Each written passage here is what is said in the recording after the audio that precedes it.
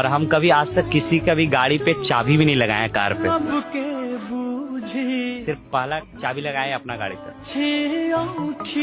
हाँ, और हम कभी हैंडल भी नहीं पकड़े भी थे तो सिर्फ अपना S11 का। तो शुरू से रहा है कि जब तक अपना नहीं होगा तब तक हम कोई सब चीज नहीं करना।